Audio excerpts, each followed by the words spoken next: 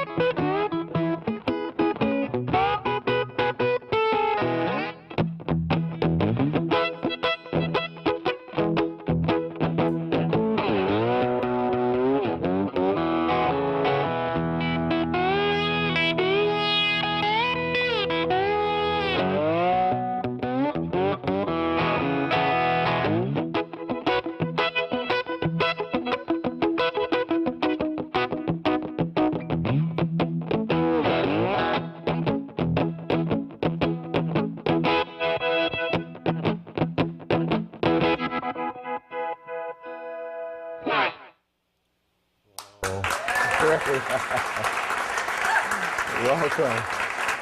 That was awesome. That's amazing. I have to say I've never really heard anybody do what you do. What inspired you, first of all, to become a guitarist and then to become a master of the slide guitar? Well, I don't know about the master part, but I fell in love with the guitar early on. I have an older brother, Steve. He's 5 years older than me, and he was really interested in guitar. And my earliest hero was Scotty Moore with Elvis Presley. So I saw them on Ed Sullivan Show. Yes, that puts me a few years back. But that was it for me. I knew I wanted to play. I see the slide. Maybe you can show our audience. Maybe they can actually see what this thing looks like. That's yeah, there's simple thing, but it's very cool. Yeah, there are different types of slides. Now, this is a store-bought gadget, you might say. Okay. But the oldest ones were from the Delta Bluesmen.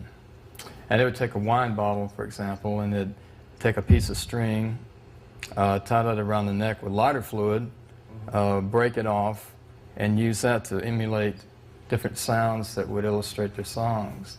And they're really very much about the story song tradition. And the difference between like regular guitar, you're fretting.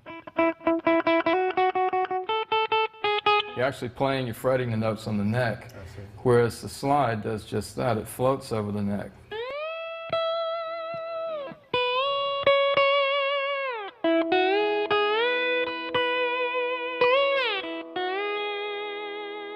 And some of it comes from the Hawaiian tradition, but it goes even back to the East. And it's a really amazing story how it's evolved, but the bluesmen picked up on it.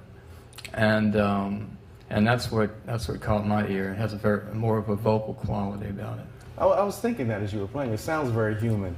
It's almost the sound of heartbreak when you hear it. You almost hear someone crying through that. Well, a lot of those blues tunes were, it'd be everything from, I don't know, the wailing of the wind, if they wanted to get more of the sound of an engine on the tracks of train songs.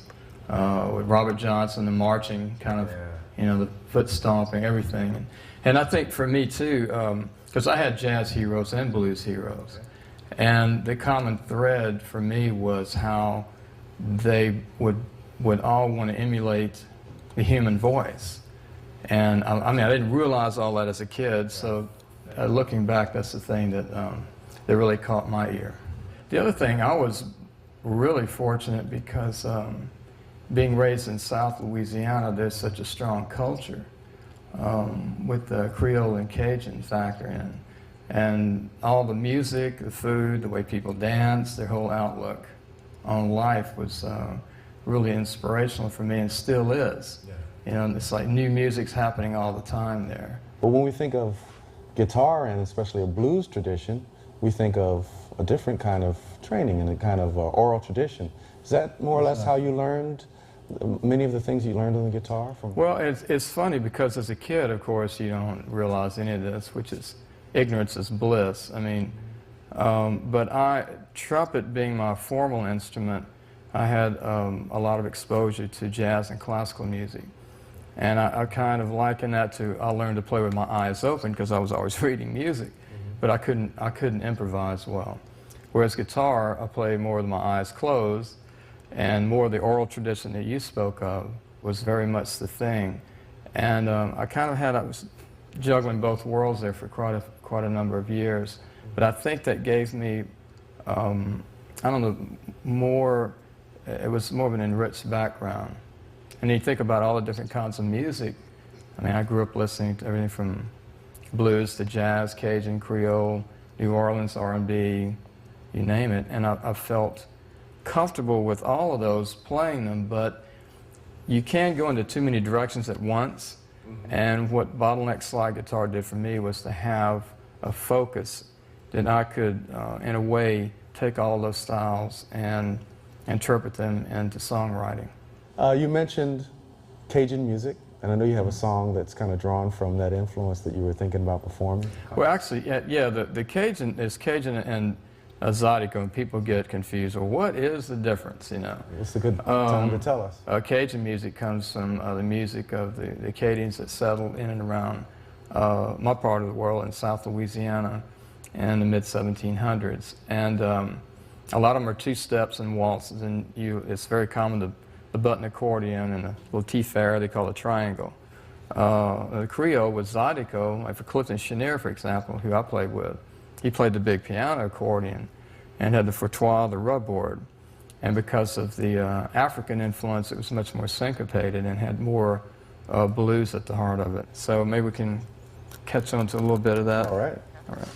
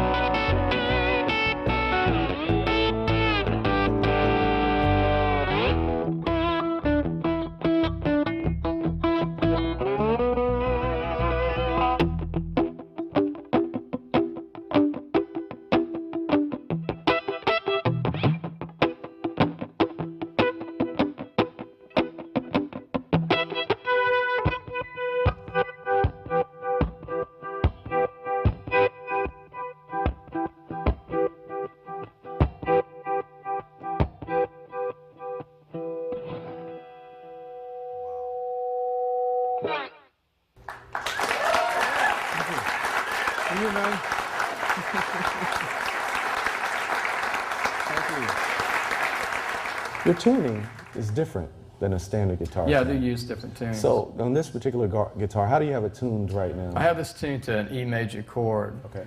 Typically, with guitar players, you're playing in standard tuning. And what I learned from the bluesmen and a lot of the players that would use chordal tunings, they would tune to the key of the song. For example, I'm in E. So when you strum all 6 strings, you get an E chord. And from low to high, that's E, B, E, G sharp, B, E.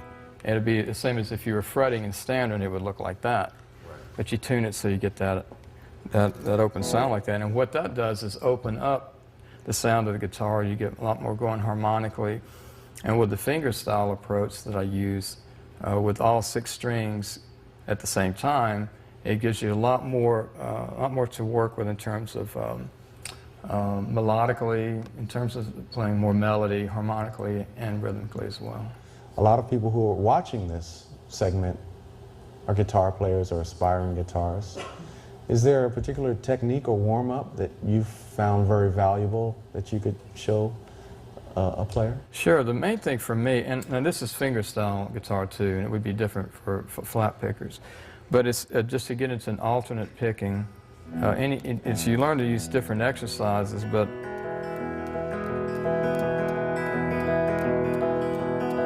and that's just from playing a bass pattern from the old Delta blues or Travis picking, which is a lot of time from Earl Travis.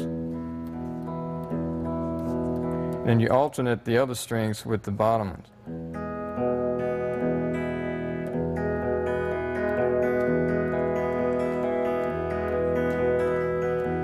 And so that you want to get it to where it's balanced and even. And what that really does is just limber up everything, get everything warmed up good, and get a sense of timing. And it's great to work with a click or a metronome to learn that, so that you don't have to do it, and you actually take liberties. I mean, music should breathe, and it should move. It should speed up some when it gets exciting, and it should pull back when there's a feeling. I mean, not to the point that you lose it completely. Right. But you should be able to do all of that, and that just takes, spending the time to work with it. So when you talk about the fingerstyle approach, the right hand, how many fingers are you actually using? Basically these 3, Chet Atkins style. He'd go from low to high, 3rd, 2nd, and 1st, and then the thumb would control the bottom 3. You have like, and you play middle.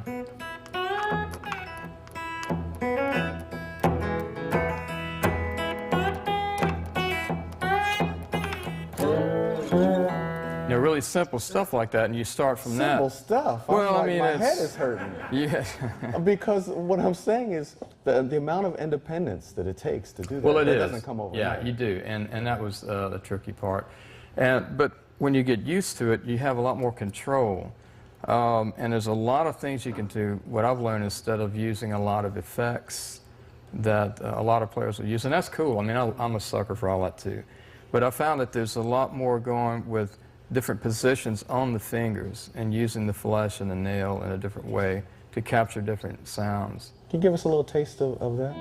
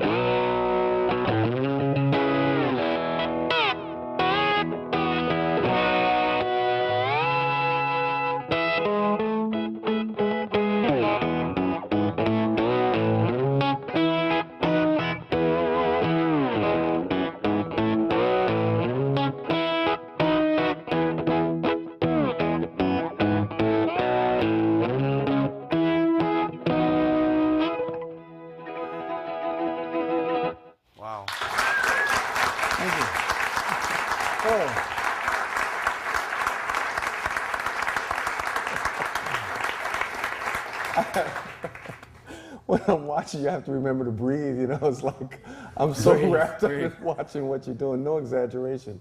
It's really, it's literally breathtaking. It's so exciting to watch and to hear all the sounds that you're pulling out of the instrument. I like the one of the things you were doing just a moment ago, kind of creating like a tremolo effect.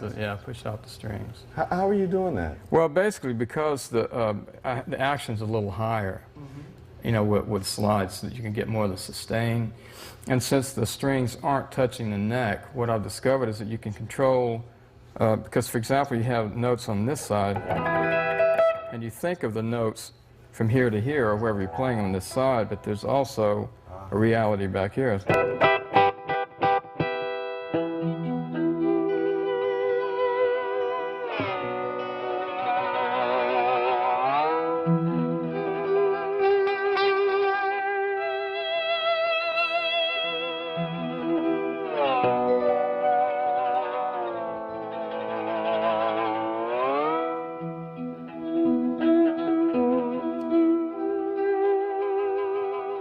And you can learn to control those tones with your palm back here.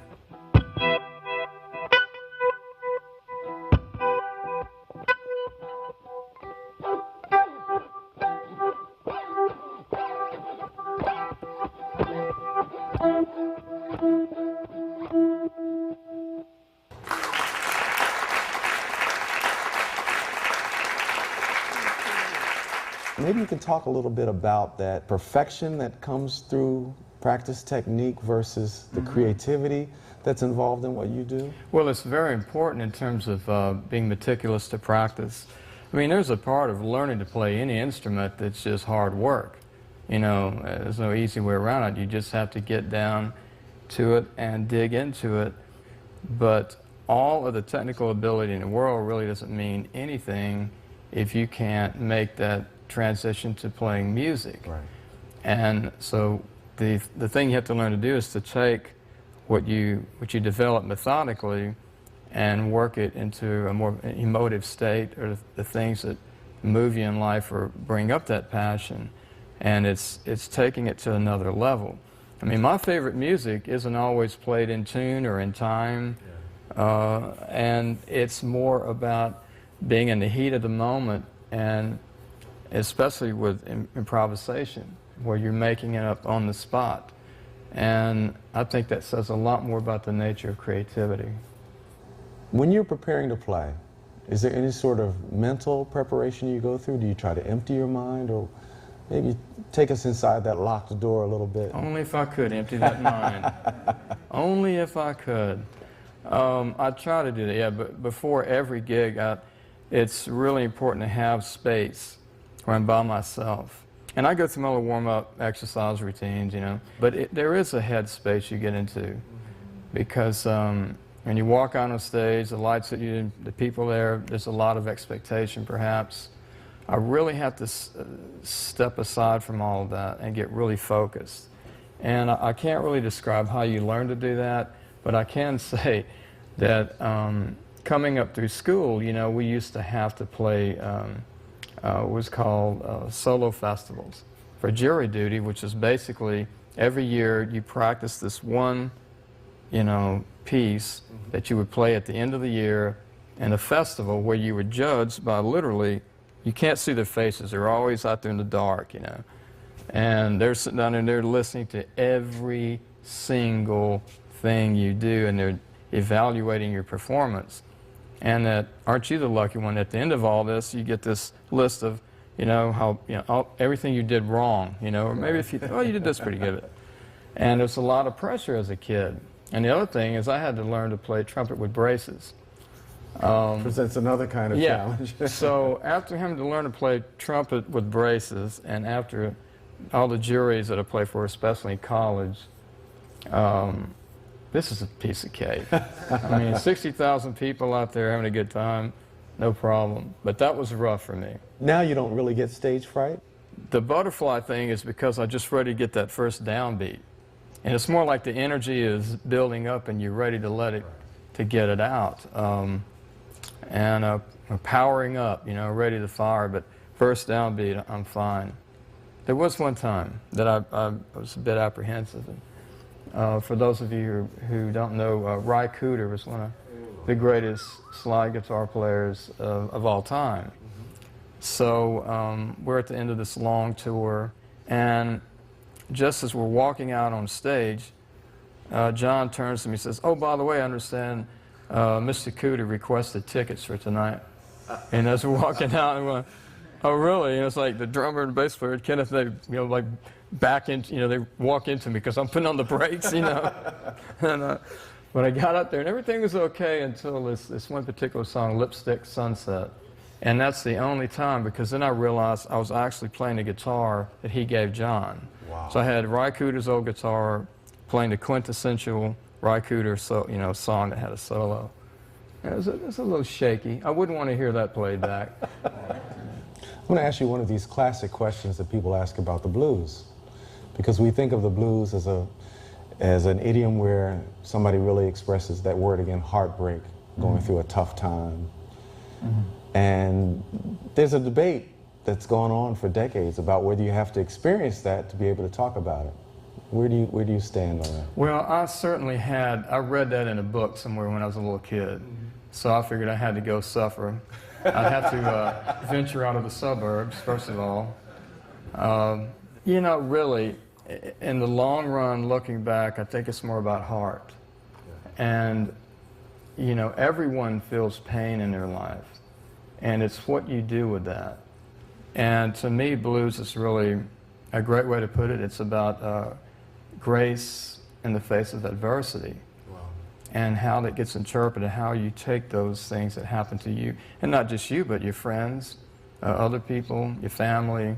You look out in the world, there's plenty to draw from. And it's like Cajun songs. They can be about the saddest things, but the beat's happy. You know, it's more about celebrating life. You know, it's instead of hating war, loving peace. You know, and there is a grace in that, and it's your perspective. That's about as philosophical as I can go. That's pretty good. That's good stuff. The final question I'll ask you is about how you see the role of music education. How important is that for young musicians? Well, I think it's huge, and again, because I had that in school, that training, I wouldn't have had the exposure to so much of the great music that came before. You know, I was fortunate because I had great teachers. And my high school, the band director was a trumpet player. And he played professionally for many years. So he impressed upon me how hard and how difficult that it would be to make a living playing music. But I think the most important thing is that you follow your heart. And if you've got it in you, nothing's going to make you stop anyway. That's what I found. But you can play music just for your own enjoyment. You can do that at home, on the back porch, and that's an experience that you do for yourself. That's one thing, but to take it to try to make a living at it, you're basically talking about the music business, and that's totally different. And it's very difficult.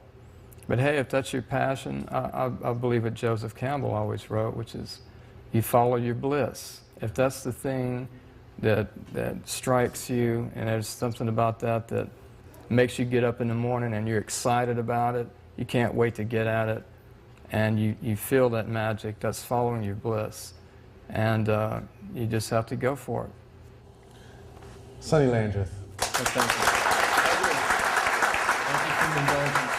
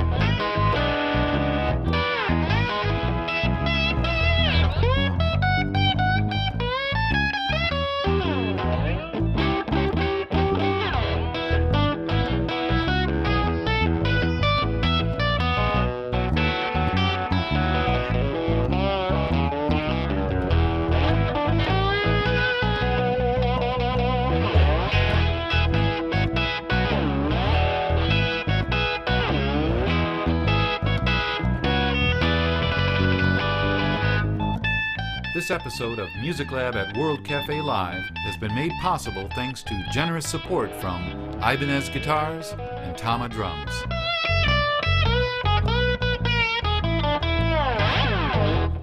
Thank you for watching MUSICLAB at World Cafe Live.